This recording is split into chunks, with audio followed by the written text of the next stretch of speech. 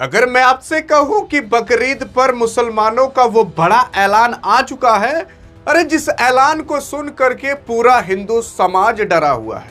लेकिन सवाल ये उठता है कि मुसलमानों का ऐलान, लेकिन डर क्यों हिंदू में? सवाल ये उठता है कि आखिरकार मुसलमानों ने ऐसा क्या कह दिया है कि हिंदू समाज अब डर रहा है कि हमारी कमाई कैसे होगी।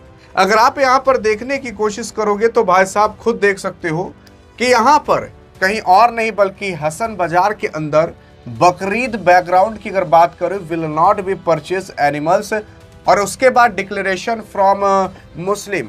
अरे मुस्लिम की तरफ से यह आ चुका है कि भैया इस बार हम जानवर, गाय, यहां तक कि बकरा भी नहीं खरीदेंगे।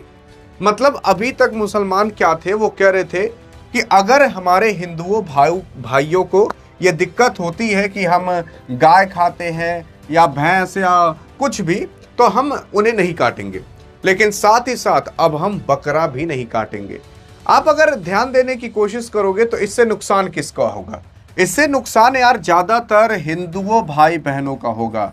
हिंदुओं भाई बहनों का इसलिए नुकसान होगा क्योंकि देखो यार, गाय कटती थी तो उसे काटता मान लीजिए मुस्लिम था, मान लेते हैं। वैसे तो हिंदू मुस्लिम नहीं करना चाहिए, मैं आपको हर वीडियो में बताता हूं, लेकिन अभी ये मुद्दा फैला तो मैं आपको बता देता हूं।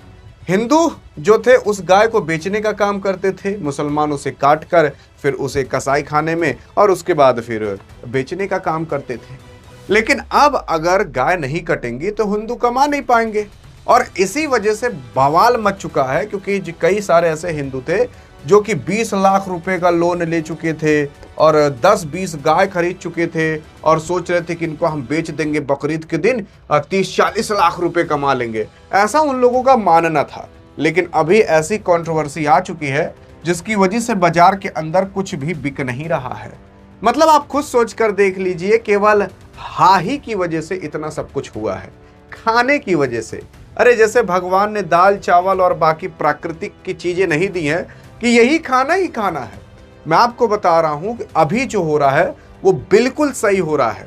जो मुसलमानों ने मना कर दिया कि हम गाय नहीं काटेंगे, हम गाय नहीं खाएंगे, अब इससे नुकसान हिंदुओं का हो रहा है।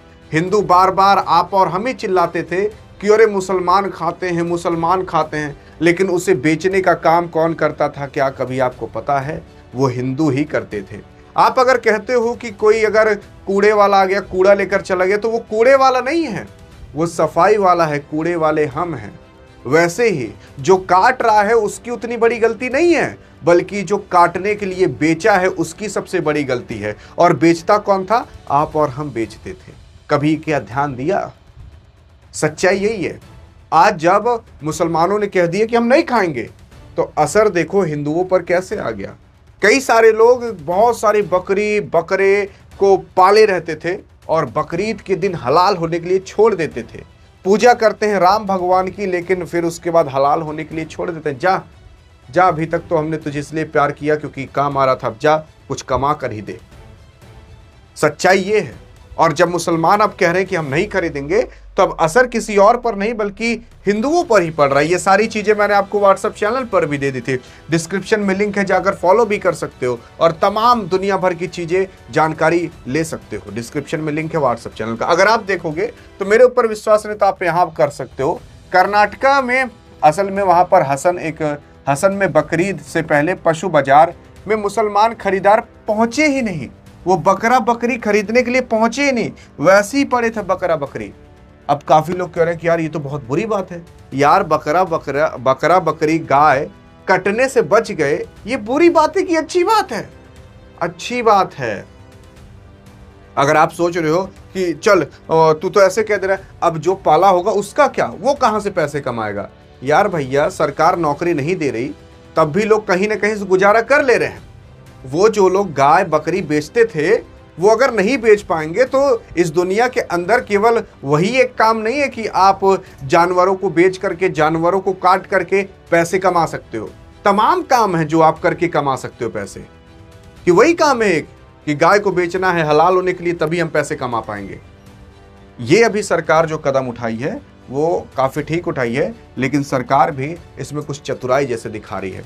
सरकार कह दी है वेस्ट बंगाल के अंदर कि अगर कोई गाय काटेगा तो उसके ऊपर 1,000 रुपये जुर्माना। अब आप खुद सोच कर देखो, 1,000 रुपये जुर्माना से कुछ होगा क्या? वो तो 1,000 रुपये ऐसे ही दे देगा। कानूनी कार्रवाई करने के, ये कानूनी कार्रवाई कितनी होगी वो आपको और हमें भी पता है। लेकिन अभी जो मुसलमानों ने स्टेप उठाया है कि हम नहीं खाएंगे, ये सबसे तगड़ा स्टेप है। और मैं आपको कह रहा हूं, अगर कोई मुसलमान वीडियो देख रहा हो, आपने बहुत अच्छा किया और कृपया करके ऐसे करते रहिए। और आप देखिएगा कुछ समय में भारत के अंदर कई सारे ऐसे गाय बकरियां आपको चहचहाते हुए, बोलते हुए दिखाई देंगी, तब कितना अच्छा लगेगा। लेकिन अब अगर देखने की कोशिश करोगे तो काफी लोग कह रहे हैं कि ये गलत काम हो रहा है, नहीं कटना चाहिए। अरे भैया, किसी का जान लेना क्या अच्छी बात है? लेकिन तब भी लोग समझ नहीं रहे। यहाँ पर देखो, असल में काफ़ी लोग कह रहे हैं कि मार्केट जो है वो डाउन हो चुका है। जो ट्रेडर्स हैं, जो बकरे या बकरी का ट्रेड करते थे, लेन देन करते थे, वो अभी स्ट्रगल कर रहे हैं उसको सेल करने में। और बहुत सारे ऐसे बकरे बकरी के स्टॉक्स हैं जो पड़े हुए हैं और वो लोग नुकसान झेल रहे हैं। अरे चलो, नुकसान झेल रहे हैं, कुछ दिन के लिए झेल लेंगे। और मैं आपको बता रहा हूँ, अभी ये थोड़ा ट्रेंड चल रहा है, कुछ दिन बाद ये भी ढीला हो जाएगा। आपके नीतीश साहब ने कहा था कि अगर आपको बलि चढ़ानी है तो आप वर्चुअली चढ़ा लीजिए। अरे मतलब प्रिंटिंग प्रेस से बकरा निकाल कर बलि चढ़ा दीजिए।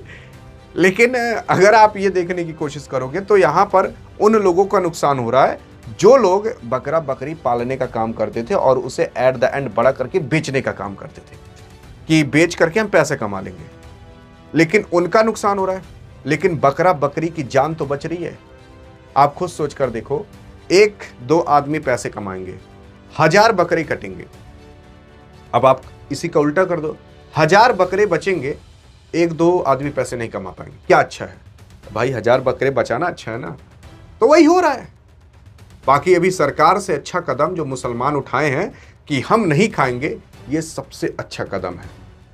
आप इसी पर ही डटे रहिएगा। बाकी अधिक जानकारी चाहिए तो इस वीडियो में मिलते हैं। तब तक के लिए जय हिंद, जय भारत।